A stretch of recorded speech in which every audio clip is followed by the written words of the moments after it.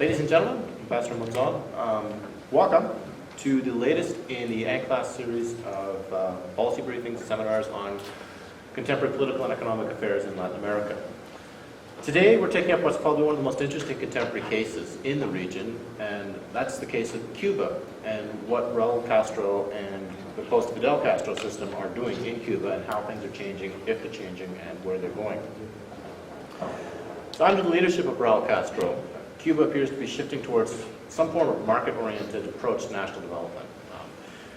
The most recent set of changes have only just been announced in April. And we're lucky our speaker today, Dr. Adrian Hearn, was recently in Cuba to talk to people about what's been going on. So the question that we're left with, and which we're hoping Adrian can enlighten us a bit on today, is what does all of this mean for Cuba? What does it mean for what's going to be happening essentially in the Caribbean, Central America, and through South America? Because Cuba does have influence throughout the region. People do watch what goes on in Cuba. So our speaker today, Dr. Adrian Hearn, has established himself as one of the leading lights on Cuban relations, Cuban political economy, China and Latin America, in not just Australia, but globally, really. Case in point, he has got a book, edited book coming out with Lynn Reiner Publishing out of Boulder, Colorado, on China Engages Latin America. We have flyers outside for discounted copies if you want to get a hold of them. Lynn Reiner is famously hard to sell on edited books, unless she thinks it's something that's really, really good. So to get one with Lynn Reiner is a very strong statement of the quality of the work that Adrian's been doing. He's currently a future fellow at the University of Sydney and has published over a dozen articles on Cuba and inter-American affairs. He's got a couple of books out as well. And today we're very fortunate that he's taken the time to come down and fill us in on what's going on with Cuba. We also have a little bit of a shift in the planned program that Ambassador Pedro Monzon from Cuba has suggested that he'd like to sort of give about 8 minutes of comments after Adrian has done his presentation. So we'll get a bit of a contrast between the two views, or we might get agreement. We'll see. It should put a little bit of an interesting turn on what we have today. Other pieces of housekeeping which I need to keep up to date with here. If you're not on the ANCLAS mailing list, there is a sign-up sheet outside and one circulating around. If you put down your name and your email address, we'll be happy to add you to the list and let you know what's going on. I think we are vaguely hyperactive, that we seem to have an event at least one every week. We also have, finally, a little bit of a pause in our activities. The next big event we have is on April 22nd, and that's a visit of Brazil's former foreign minister, Celso Amorim. He was, I think, the second longest serving foreign minister. Anything that's happened in the world of global governance over the last decade, his fingerprints are on it. And he's here for a couple of days in Canberra, and he'll be spending the evening with us talking about something to do with the G20 and global governance. We're still not completely sure, but he's usually good about it. So now, without further ado, before that, as always, at the end of the presentation, we will have a little time for informal discussion and refreshments, and our thanks go out to the Australia-Cuba Friendship Society for furnishing the refreshments tonight. And Adrian, if you're ready, please join me in welcoming Adrian Hearn to talk about the changes in Cuba.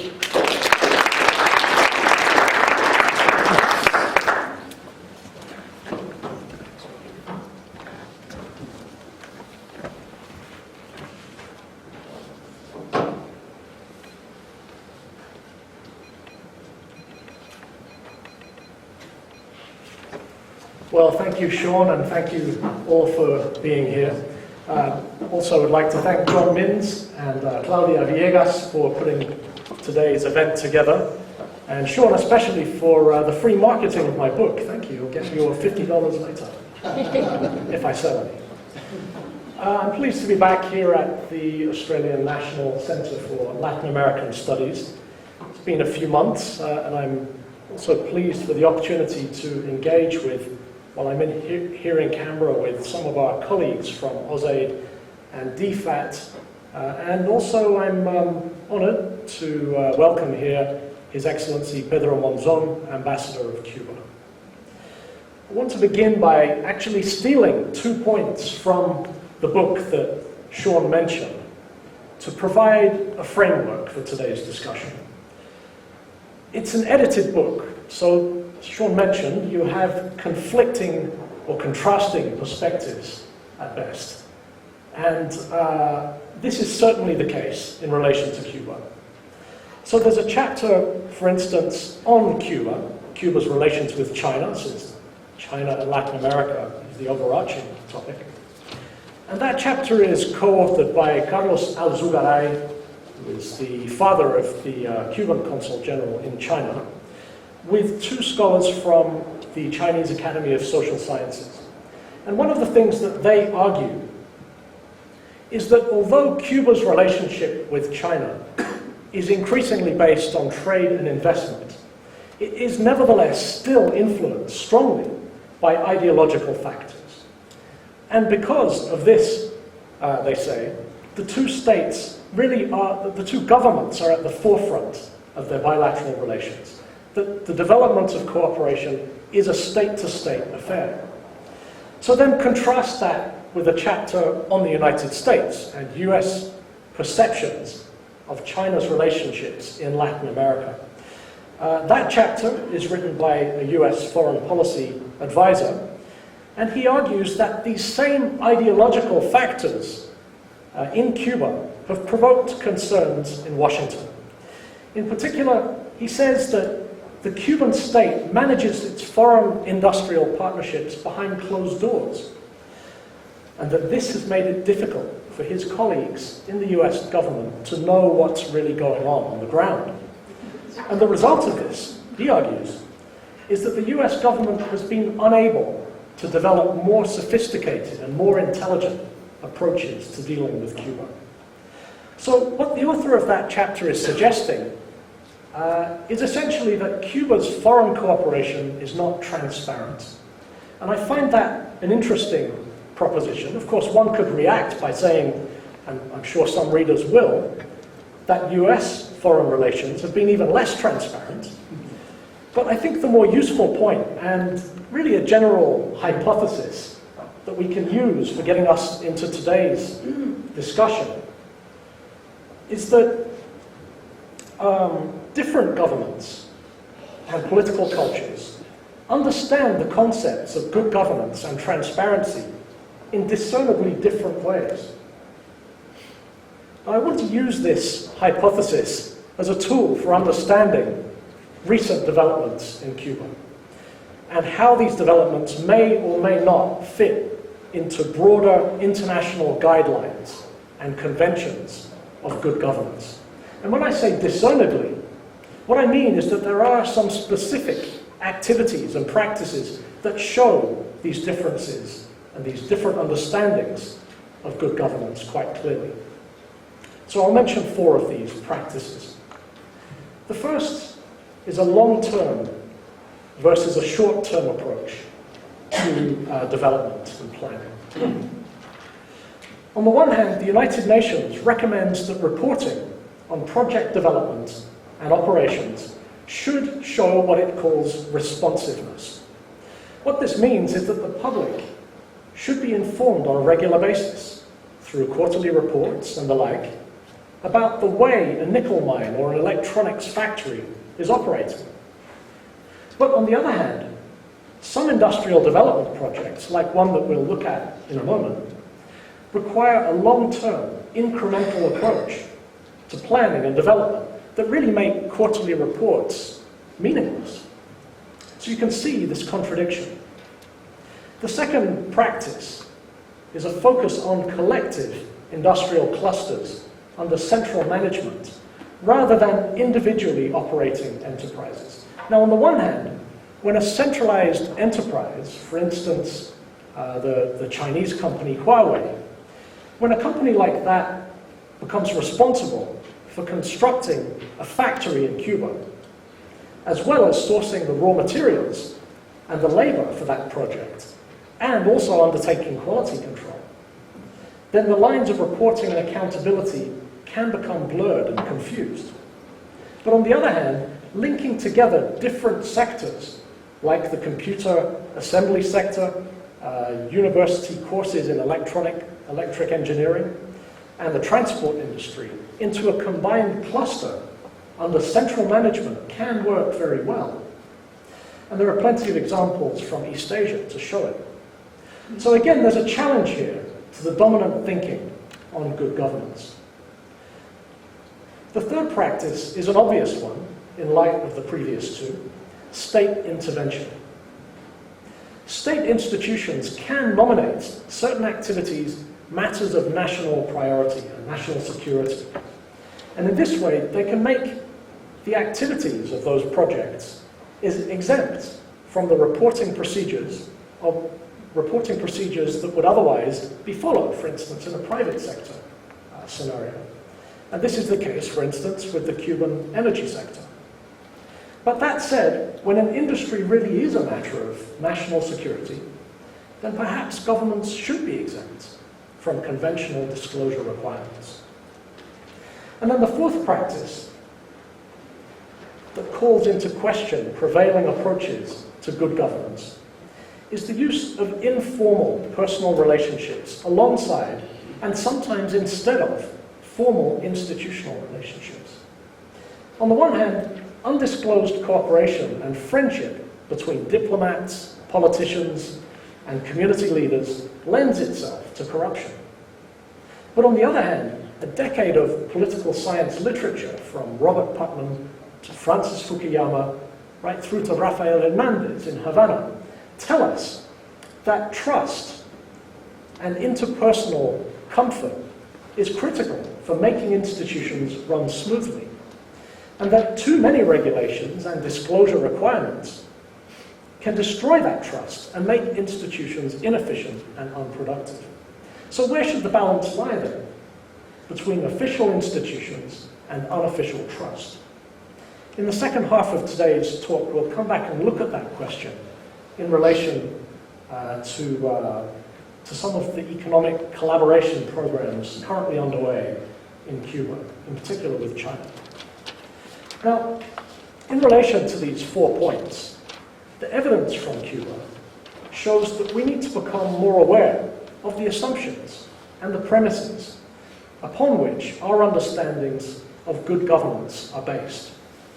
Why is this important? Well, because it could lead to some fresh approaches to dialogue and engagement with Cuba, which is something that many countries around the world, including Australia, are interested in developing.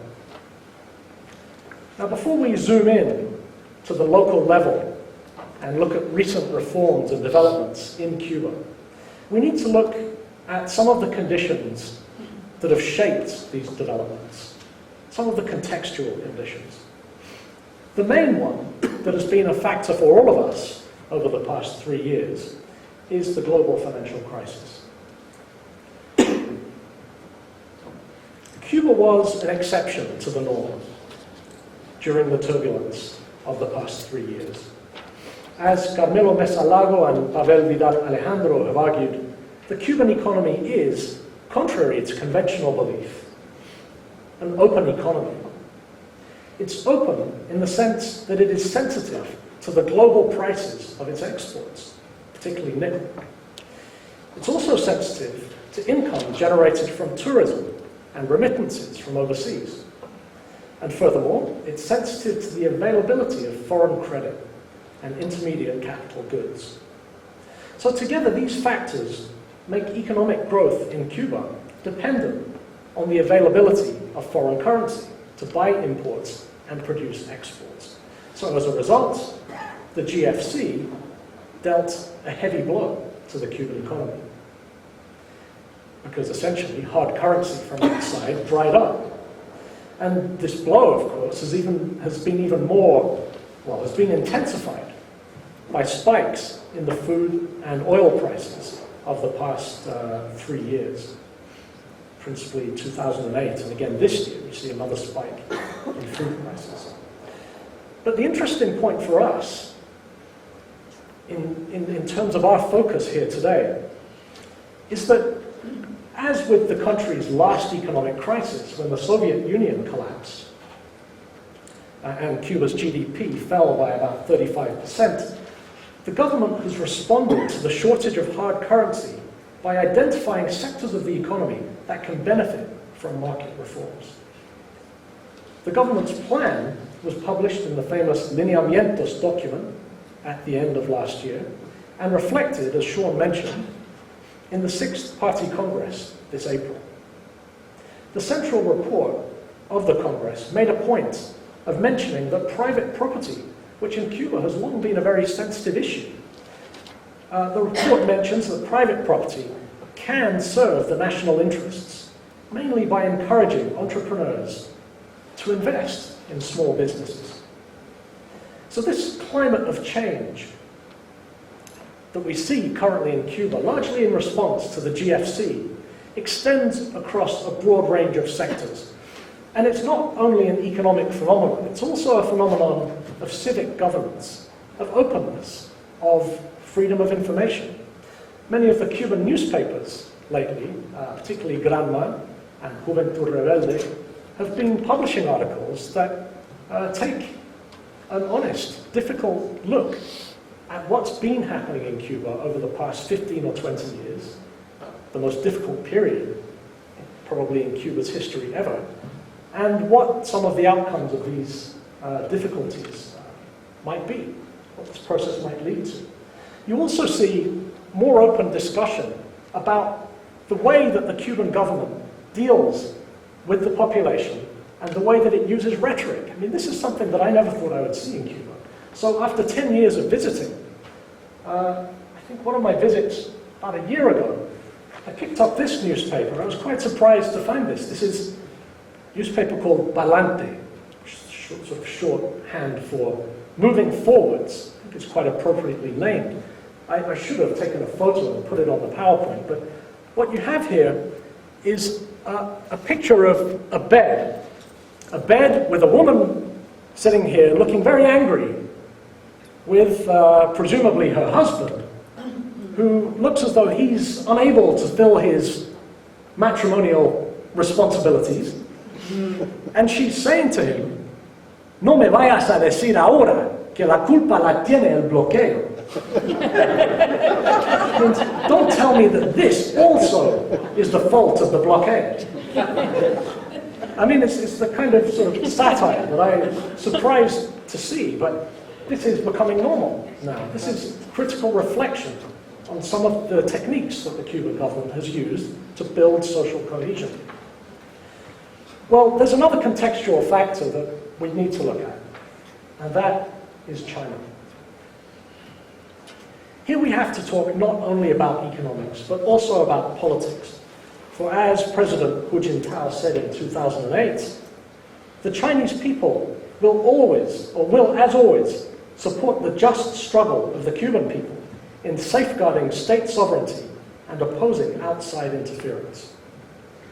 It's quite a powerful statement, and it clearly shows how there's an intertwining of political and economic values underlying the bilateral relationship. So let's have a look at this combination of ideology and economy in China's engagement with Cuba. And just a word on methodology. Many of the points that the data really, that I'll present in this next section is based on interviews, observations, and arguments that I've had in Cuba and in China between 1999 and earlier this year. Well, I want to propose that China's approach to development, or what some people have called the China model, is reflected in specific ways in Cuba. And I want to look at three of these ways. The first is an incremental approach to market development and technology transfer. The second, an integrated strategy of industrial development. And third, the accrual of social capital alongside financial capital. So first then, an incremental approach to market development and technology transfer. Chinese companies in Cuba are developing quite a broad range of activities. These span rice, soy, sorghum, maize production, fortified sugarcane seeds, and even, it appears, gradually moving towards a settlement of the nickel mining deal that was announced back in 2004, in which China pledged investment to the tune of $500 million. In the oil sector, the Chinese company Sinopec has teamed up with Cuba's Cuba to develop onshore operations in Pinar del Rio province in western Cuba. Well, the Great Wall Drilling Company has provided oil rigs for projects off Cuba's north coast. And you may have heard that Cuba has discovered off its north coast reserves that it states are larger than Mexico's entire reserves. And, well, I mean, governments always like to come out and say this thing when they think they've found oil, but the fact that President Lula at the time and President Hu Jintao immediately went to Cuba to sign deals in oil exploration indicates that there might be something to this.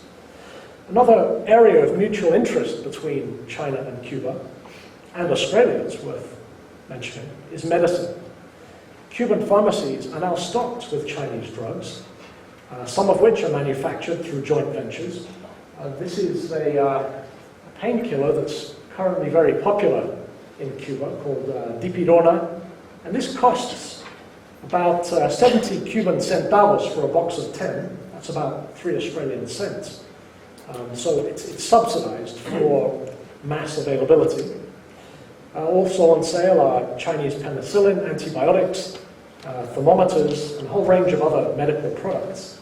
And these really have all appeared in force since Hu Jintao's 2008 visit.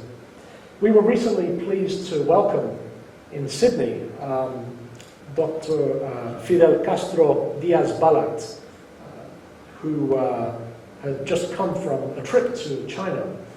And what we were discussing, the purpose for his trip, really was to look at ways that Australia might be able to join forces with Cuba in the production of certain drugs. So we were talking particularly about anti-cancer drugs, the drug interferon, which is currently being produced in Beijing, and another drug which is being produced at the moment in Shandong province, producing drugs for blood diseases. And the idea is to sell these drugs in China and in Cuba, and eventually to manufacture them in Cuba as well. And until recently, Australia was actively involved in this type of arrangement, because about $1 million a year, Australians were spending about $1 million a year on the Cuban anti-cholesterol drug policosamo. That's no longer the case, but it is likely that some of these new Chinese Cuban drugs may also be on their way soon to our pharmacies. So there is a lot happening in terms of medical cooperation. There's a lot happening in terms of heavy industry. But personally, what I find most interesting is what's happening in terms of electronics and electronics manufacturing. These are some photos that I took at the Havana Trade Fair, which every year is dominated by Chinese companies in the area of electronic appliances. Enterprises such as Huawei and Hearn, which made these, and China Putian Corporation are leaders in this area. While living in Beijing, I had the opportunity to interview Mao Xianglin, who's a former envoy to Cuba for the Central Committee of the Chinese Communist Party. And in 1997, so that's now 14 years ago, Mao visited Cuba to study its economy and set up a bicycle factory. Now, it was quite interesting the way this happened. Remember, 97, this is at a very difficult time. It's after the most difficult years of the withdrawal of Soviet support from Cuba. So that meant, of course, the withdrawal of oil. So people needed bicycles to get around.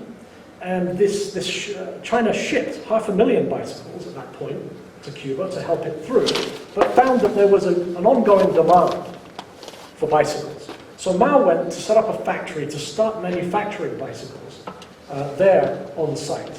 And this is interesting because it's a pattern that's developed since. It started then following bicycles with fans, electric fans, and small appliances, so that in the late 1990s, these products were sold to Cuba, and then because they were popular, factories were set up to make them in Cuba. So it's no surprise then that products like these, which have also done well in Cuba, been a lot of uptake with these, are now being produced there. To this end, there's a 3-story facility on the outskirts of Havana, which is staffed by well-educated and relatively cheap Cuban labor. Now this is in part the fulfillment of the 2004 accords between China and Cuba to build air conditioners, refrigerators and other electronic appliances in Cuba.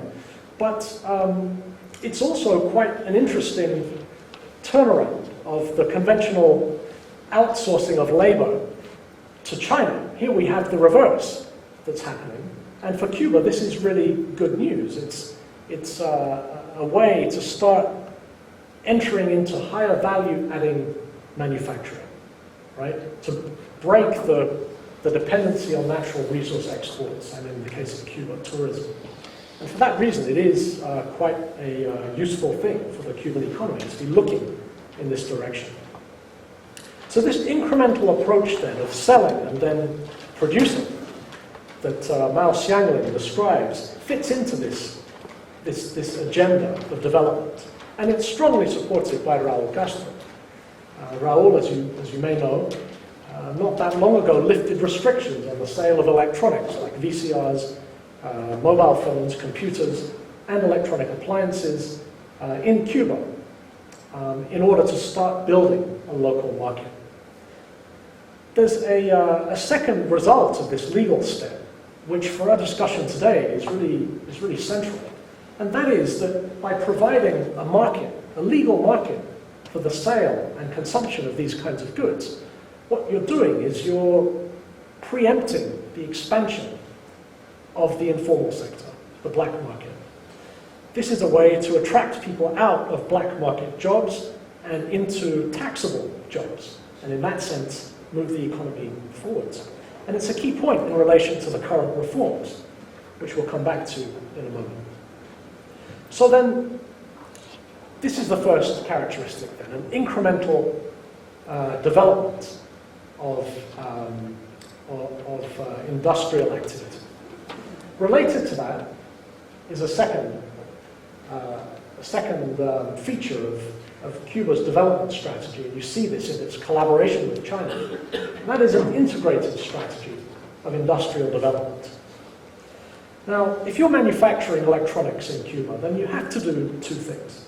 The first is that you have to build up local technical skills. And when President Hu Jintao visited Cuba in 2004, he gave his main speech at the University of Information Sciences and mentioned that thousands of the computers that were being used there were sent from China at a discounted rate because China wants to see the building of capacities of human capital really, in this area. The other thing you have to do, though, is you have to develop transport and logistical infrastructure.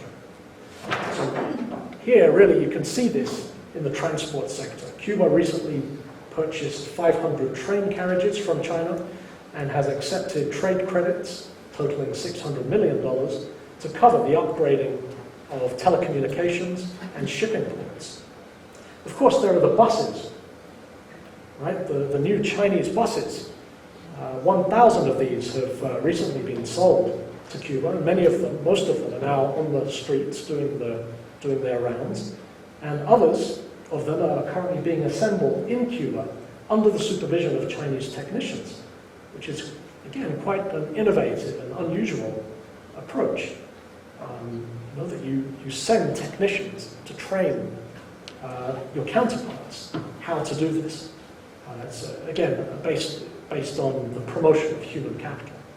And anyone that's recently been to Cuba will know that these buses have gradually come to replace the aging US and Soviet counterparts, these ones, the camellos. I mean, Cubans are happy about this because they don't have to do this anymore.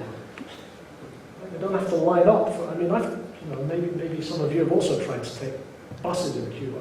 Well, before, about 3 years ago, it was practically impossible. You had to line up for hours, and sometimes even then, you'd miss the bus because it's full, and have to get on the next one. The only complaint that I've really heard was on a long-distance trip from Havana to Santiago de Cuba in the eastern province of Cuba, where some of the passengers, I heard them complaining. They were saying, these buses, these new buses, have obviously been designed with Chinese passengers in mind because the seats are too small for us. I mean, I think, though, they can deal with that. And they are. They're happy to deal with that, given the alternative. I mean, there are some more serious problems. The shortage of spare parts is one that recently has become an issue, since many of the buses were bought at the same time. Many of them are breaking down at the same time. So now what's needed is a strategy to deal with that in a sort of collective way. But what we have here is an integrated approach to investment in Cuba that brings together electronics manufacturing, technology transfer, and infrastructure upgrading. And the result is that we may soon see Cuba producing electronic consumer goods, not only for its domestic market, but also for export. So this entire initiative, as you can imagine, is being coordinated through government channels. This is a state-to-state affair, rather than a process of bidding in the private sector, as it would in a market system. And one of the results of this is that social connections, knowledge of who your counterparts are, how to collaborate with them, how to build personal ties with them, has become extremely important. Now, I mean, anyone that's studied China, and here at ANU there are plenty, know that this process of social relationship building has been critical to China's economic development as well. This is the concept of guanxi, of youqing, of how to make friends. Of course, these undisclosed connections are the reason why that author in the edited book said that he felt that this partnership between China and Cuba is not transparent, because the relationships and what goes on within them are not openly disclosed a lot of the time.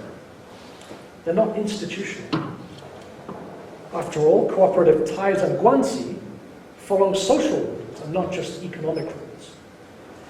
What I'd suggest, though, is that in our analysis of China's relationships with not just Cuba, but actually across Latin America, we need to move beyond conventional economic thinking to a wider vision that accommodates political and social considerations, and of course, the role of the state. And so we arrive then at our third characteristic of China-Cuba business relations, and that is the accrual of social capital alongside financial capital. Now, to look at this phenomenon really requires spending some time and zooming in to see what's happening at the ground level.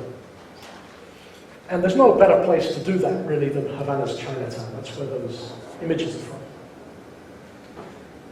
As business relationships have developed recently between Chinese entrepreneurs and diplomats and their counterparts in Cuba, many of the visitors, Chinese visitors, have found that it's very useful to build relationships with people in Chinatown who belong to the Chinese descendant community. And actually some of them, not just descendants, but native-born Chinese people who live in Cuba. I'm not going to get into the history too much here, because that's probably for another audience and another time. As an anthropologist, I'd love to, but we'll keep it sort of concise. We'll mention that, well, maybe we'll even, you can see this goes way back. This is a Chinese supermarket, sort of the way that Chinatown was founded back in the 1930s. It was a very difficult situation for these people. They were actually subjected to laws saying that these kinds of establishments, like supermarkets, couldn't any longer employ primarily Chinese people. They had to incorporate other Cubans. And the same thing, even worse, in Mexico and Panama, actually. In Mexico, Chinese people were expelled because they were doing well economically in the 1930s. What I actually want to move on to, though, is we'll go beyond this too. This is the arrival of Chinese people into Cuba. I want to look at this briefly. This is a recent painting, relatively recent, by the Cuban painter, Chinese Cuban painter, Pedro Ng. It's called Yemaya recibe a los culies en regla. Yemaya, if you know anything about Cuba, will know that she is the Afro-Cuban goddess of the sea. And Pedro made this painting to try to show how African ethnic influences and Chinese influences came together and now coexist in Cuba, not just in terms of people living side by side, in terms of intermarriage, in terms of biological mixing. This is the ship, the Oquendo, the first boat to arrive in 1847 from China, carrying 200 Chinese workers. 300 of them had boarded in Amoy, but a third of them died en route. And that was just the beginning of their problems. This is another painting that he did, Paradigma entre las dos culturas, a paradigm between, it's a beautiful painting, right? This is the Great Wall of China meeting up with the Malecón, the Moro Castle of Havana. And again, it's the same kind of theme. It's two cultures coming together.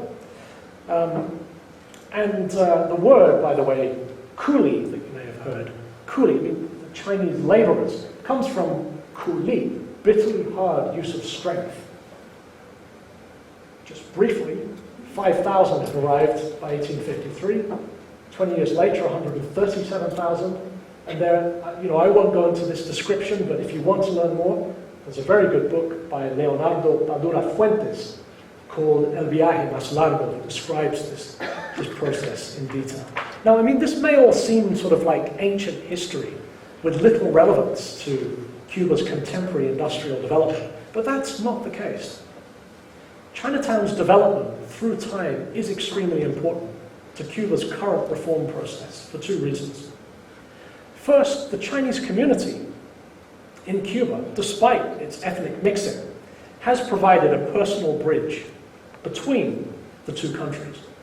Chinese politicians and investors have successfully taken advantage of these personal connections. They know who to go to become connected. They know how to look for investment opportunities, and Chinatown is the place. But there's a second reason that Chinatown is important, and that is that many of Cuba's recent experiments in the past 2 or 3 years with open markets and free enterprise were tested out, first of all, in Chinatown. So before they became implemented in the rest of the country, they were trialed on small business development in Chinatown.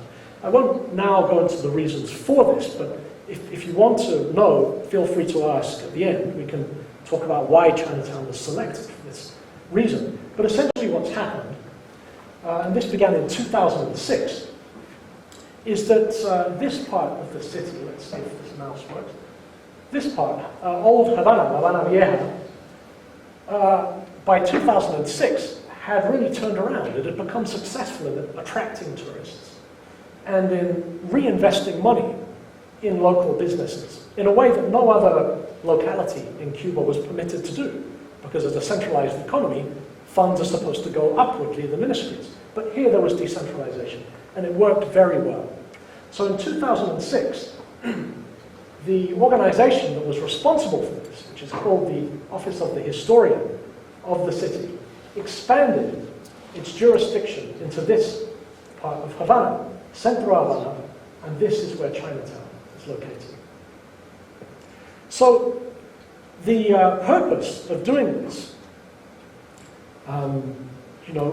was, because you can imagine, many people would look at this and they'd say, well, this is an example of excessive state intervention. This is not about economic openness and reform. What this is about is a new form of centralized management and state intervention. But in fact, if you think about this, this is actually good news for investors, because the whole point here is to create an environment in which the formal sector can grow and become stronger, become consolidated, and therefore become friendly to foreign investment. And from the Cuban government's perspective, the goal here is to generate revenue, particularly after the GFC, to pay for local development projects. So what do we actually see then? Well, in terms of infrastructure, this is about a year and a half ago. This is Chinatown, right? Many of Chinatown's streets were full of holes and dirty and really lacking any sort of, friendliness to foreign investment, that's for sure. But now, things have begun to change. Right? And this is all within the last year or two. We've got tourist cafes now, shops, And the whole point here is to try to expand the formal sector, to attract people out of the black market and to start putting them to work in registered jobs in which they're going to pay taxes. We also see a number of commercial advances, like this place, the Columnas Commercial Center, which at the top there you can see this is a project undertaken by the Office of the Historian of the city. And this project, Las Columnas, has really the whole process actually has been accompanied by the goal of replacing the Cuban convertible peso, which holds about 25 times the value of the Cuban national peso, to move on even from the convertible peso to a form of currency that is really convertible on international markets. The goal is in the next 2 to 3 years that we're going to see this. And so this is the kind of development that you have to encourage that, to encourage foreign integration, foreign support, and investment. And you can imagine when the US embargo is finally laid to rest, you're going to see a lot of this. And you'll begin with the Cuban Americans who live in Miami. Now, you know, there are problems here as well. This isn't an easy process for any country to undertake. If you think about sort of history of open markets, you know, you can go back to the Industrial Revolution, and what the studies all show is that this movement away from kind of community-based economics and exchange and informal collaboration to a more institutionalized form of commercial development brings cultural problems. And this is the case in Cuba too. There are many places that are under consideration for development that have cultural value, and people worry that that cultural value could be lost if, for example, the Shanghai Park is turned into a commercial center. These paintings at the top there are of different events in Chinese history in Cuba. That was the case until recently. Now it looks like this, and soon it will probably look like a commercial center. And you know, that is a contentious issue. It's not easy for any country to deal with that sort of problem. We deal with it here. This is one instance where it went too far in Cuba. This restaurant called La Muralla China, right in the heart of Chinatown.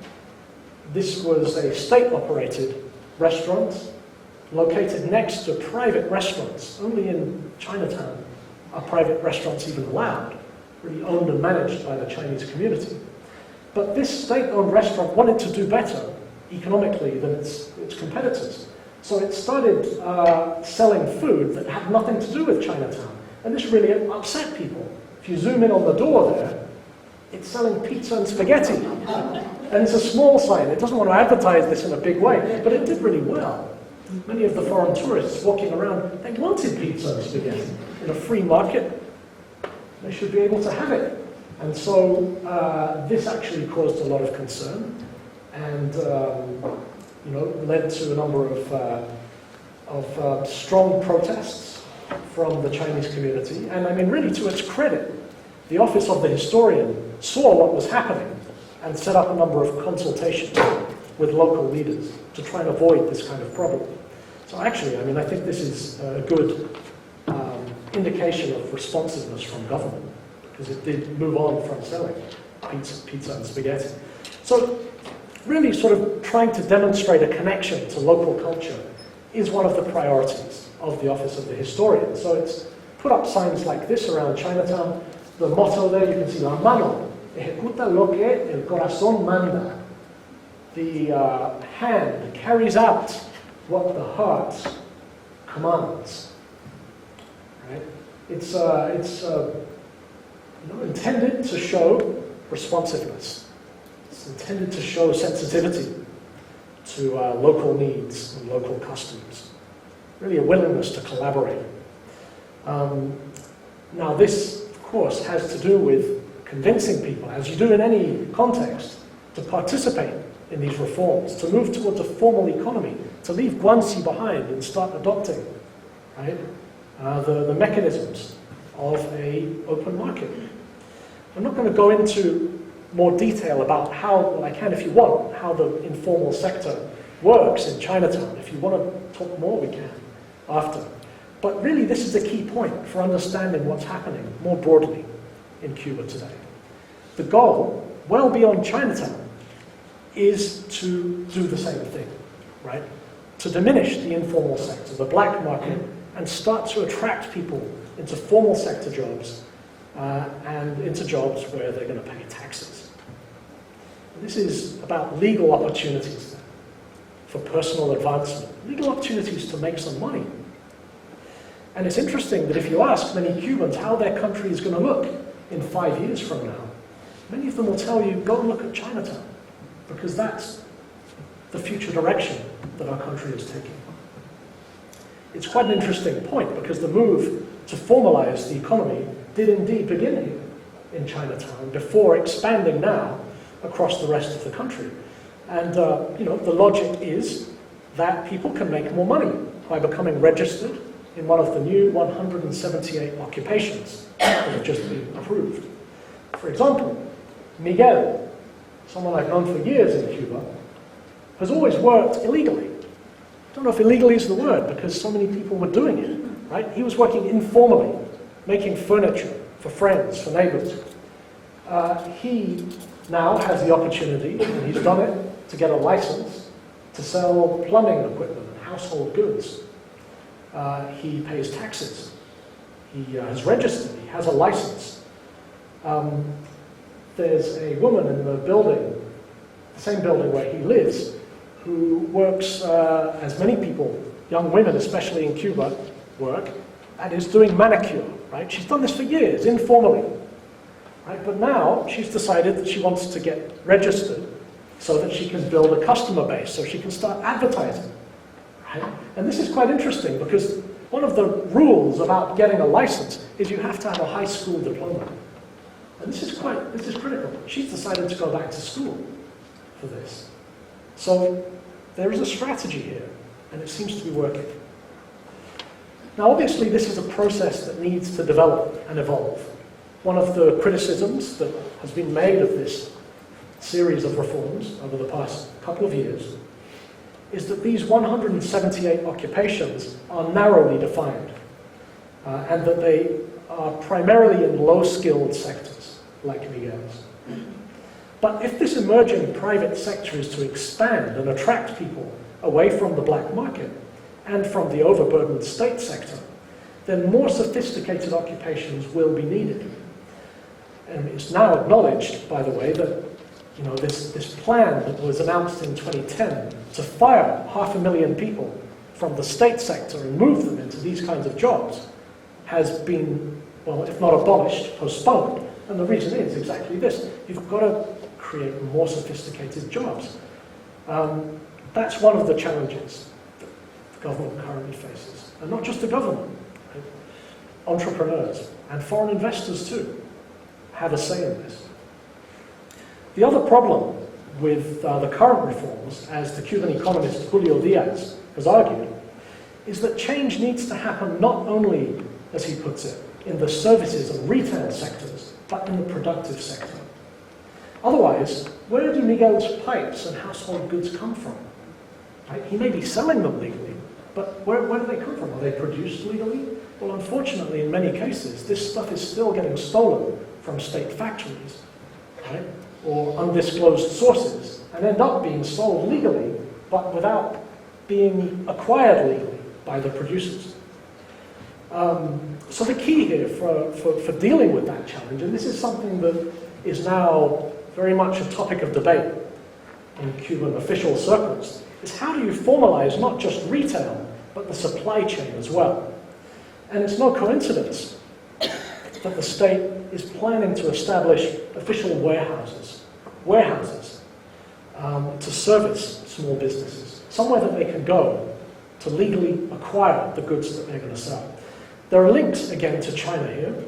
For one thing, if you think of somebody like this young woman or my friend Miguel, in order to go to this warehouse and buy these things, they need money, they need credit. So if they go for a loan to the central bank, well, I mean, that could work. The problem is, of course, that the central bank also needs money. So where does the central bank get money? Well, historically, at least for the last 10 years or so, China has been very important in this regard, in providing credit to Cuba. There's also a more immediate link to China here, in the sense that we already discussed, that Chinatown is a step ahead of the reform process. For about 15 years now, restaurants in Chinatown have been the only institutions in revolutionary Cuba to operate privately and buy their supplies from official warehouses.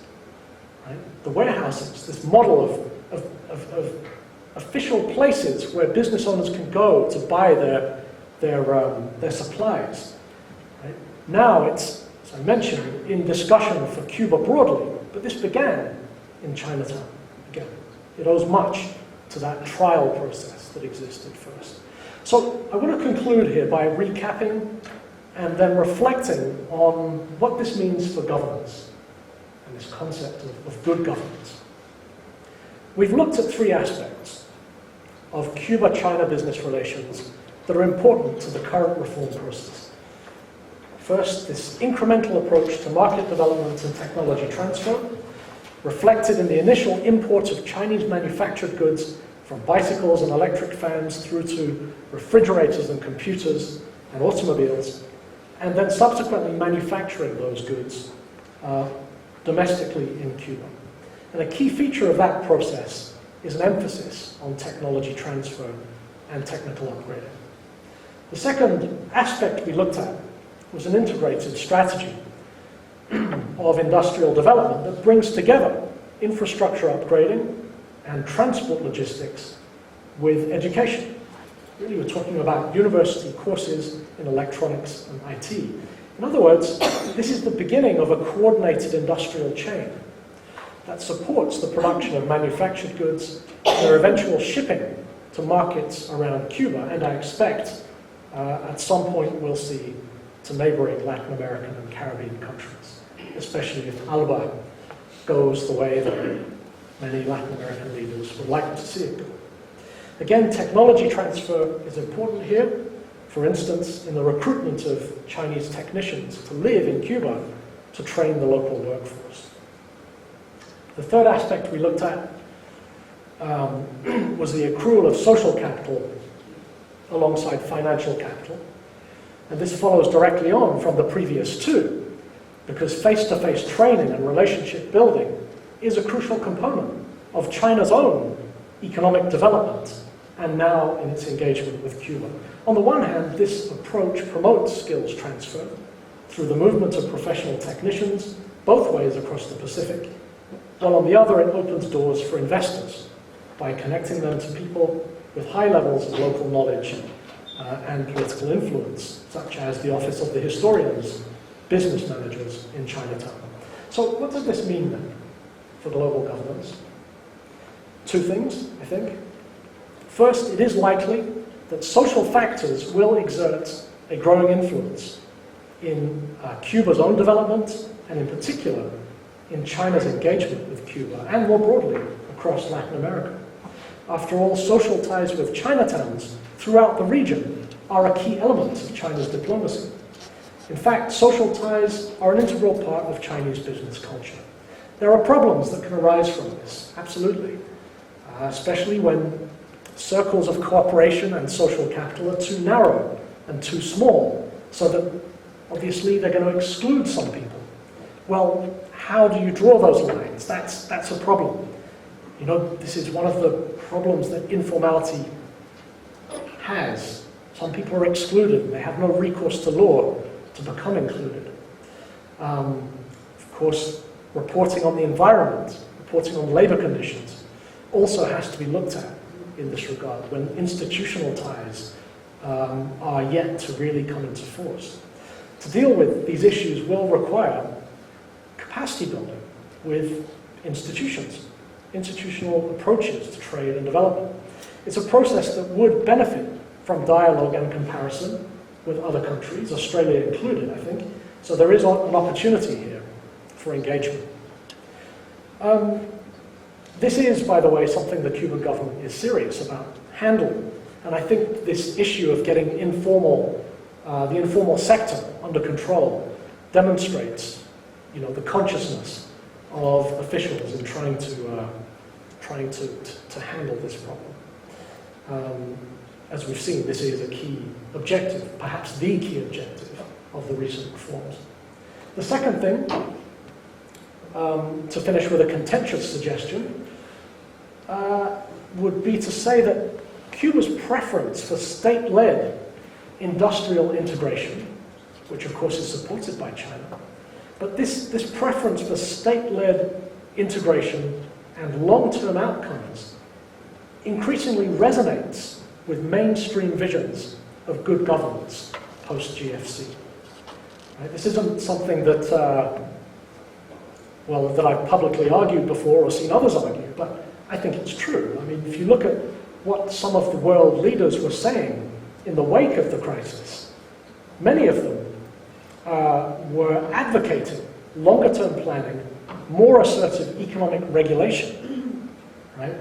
That a stronger role for the state is a good idea in managing their country's economies. This has become more prominent since the crisis in the discourse of Barack Obama.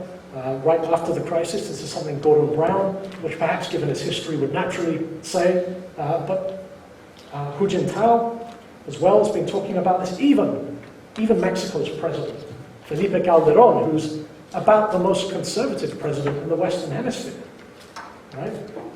Perhaps in competition with Colombia's president. We can debate about that. But, you know, what Felipe Calderón was saying at the G20 summit, I think is fascinating. He said, quote, "The invisible hand failed, and it is now up to the visible hand of the state to correct inequalities and imbalances." And that's coming from Felipe Calderón. So despite ongoing diplomatic tensions then with the United States, especially over state intervention, Cuba's industrial initiatives are not, I would argue, inimical to mainstream principles of economic governance. And this should be an encouraging sign for countries interested in collaborating with Cuba, including Australia. I'm going to leave it there. And now, I think I recall that we're going to have a sort of 5 or 6 or 7 or 8 minutes, I think, intervention from His Excellency Pedro Monzon, Ambassador of Cuba. And I welcome his criticisms, reflections, and perhaps even support for what I've been saying. Thank you.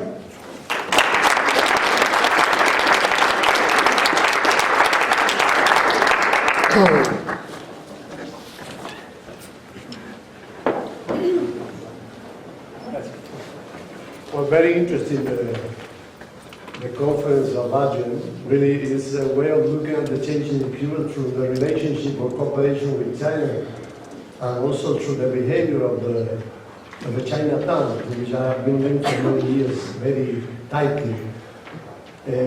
From the moment a Cuban friend gave a lecture also here on the changes in Cuba, Ezequiel Morales, a few weeks ago, I was unsatisfied because I thought something else should be said. And when I read from UNCLOS that Adrian was going to give the lecture, I said, well, maybe I can take the opportunity to say something. And Adrian agreed, and UNCLOS agreed. And thanks a lot to Adrian, thanks a lot to UNCLOS, and thanks a lot to you. I hope to be very short. And I'm going to give ideas like pills, very concrete. That all of them has to do with what Adrian has been saying now that have been really very interesting and for me really very new and very original. First, in this world I will concentrate only in our problems, not in our achievement in education, health, science, social justice, national independence, environment, economics, etc. But I want to begin mentioning the factors behind the problem Cuba has now, in a very concrete way. First, and I think I'm not affected by the blockade like Palante has said before, the blockade. We have been politically and economically sieged, cornered, for more than half a century. This has had implications for our political and economic behavior. In menacing situations like this, you feel the need to insist in yourself, be socially stable and close ranks. This happens even in families. When you are menaced, you have to protect yourself. And then, when you are going to give a step, you have to feel safe. For us, the so-called period of the Cold War was much colder than present wars. In the Cold War period, there was an international political and military balance. For Cuba, the tension with US never ended. The permanent blockade, despite the opposition of almost the whole General Assembly of United Nations, is a clear demonstration and represents a political will to destroy the revolution, not only a technical or economical level. Another factor, idealism, has been responsible for very good features of our revolution and also for mistakes committed in different fields. It has been good and bad in a certain sense. Even and probably because we are Marxists and followers of José Martí, the Cuban national apostle, we have been much more spiritual and romantic than materialistic, and this could be the reason of some of the mistakes of the Cuban Revolution. Last but not the least, the so-called special period, the end of the existence of socialist countries, and our will to avoid shock therapies in the 90s had special consequences for our economy and society. We avoided by any means social polarization because essentially of our concept of social justice, and because essentially of our concept of social justice and the need of stability, taking into account that we have had to protect our independence against such a powerful, active, expansionist, and unfriendly neighbor. The basic idea of the changes now that have been triggered by the global financial crisis, as Adrian has said, are this. First, the basic idea is to have a more efficient socialism, as we see socialism, within an independent nation and not to advance towards capitalism. We studied, of course, what is happening in China and Vietnam, but we have our own characteristics, including the ceiling that constitute the policy from such a neighbor country, I mean US. With the changes we will introduce, we will open more the windows, let the flies come in and fight to try to kill them.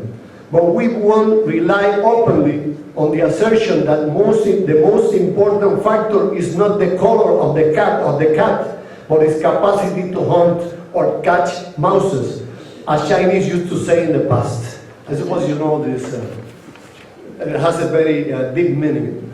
The essence of the changes is to find a balanced relationship between social justice and efficiency.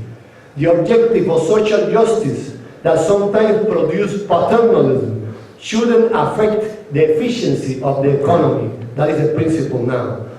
A purpose of the change is to establish an harmonic and adequate relation between centralization and decentralization that already began. Decentralization will affect or provoke the increase of self-employment, we call it trabajo por cuenta propia, or the non-state sector that now is part of the Cuban socialism. Before was questioned, now is fundamental part of Cuban socialism. The increase of independence of state enterprises and the increase of authority of government entities in provinces and municipalities. The non-state sector will include personal ventures and cooperatives, not only in agriculture, but in services and small production. This has been studied now.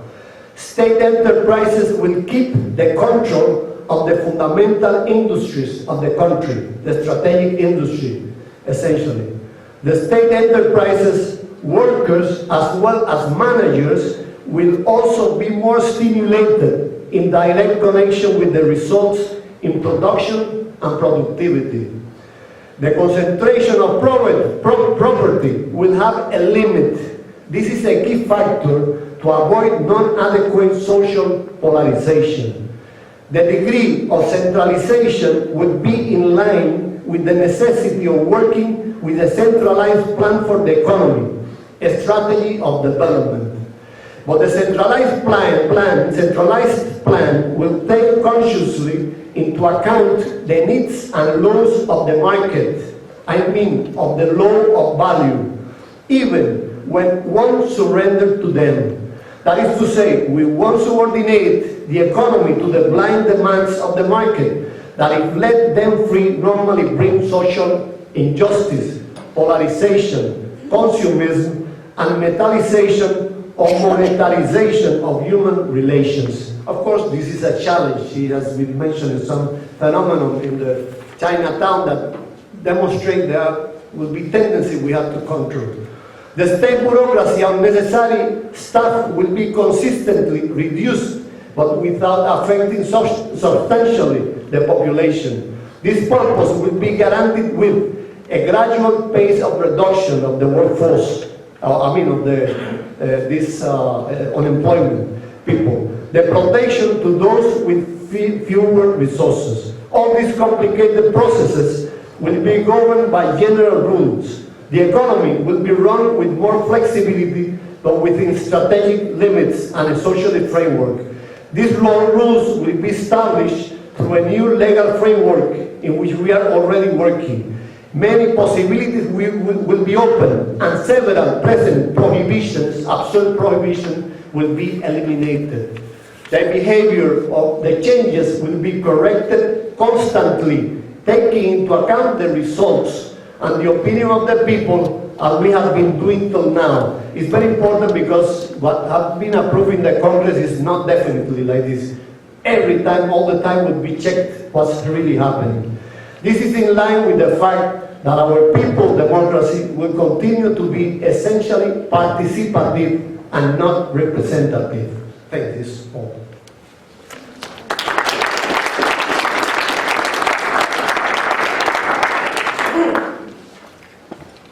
I can pick up the ambassador's remarks. I mean, what's most remarkable about the problematic that you lay out is how do you do it? And what we find very interesting with what Adrian's been telling us today is that's the picture you're painting, the struggle to figure out how to plan your way to manage these complex changes. I have to say, if you look around the region, if we went and talked to the planning ministers and economic ministers in Brazil and the ones in Ecuador and in Bolivia and in Venezuela, I would love to be in the room when those four groups of people meet with their Cuban counterparts, because you have all sorts of different elements of the same process in different directions of state control, state direction, long-term planning versus short-term planning would take place. So a fascinating talk by Adrian. I think he's probably given us the clearest insight we're going to get anywhere into the kind of challenges that Cuba is facing and trying to grapple with and how they're going about grappling with it. And it is an original way to do it. So if you're willing, if you'd like to come up and expose you to the audience.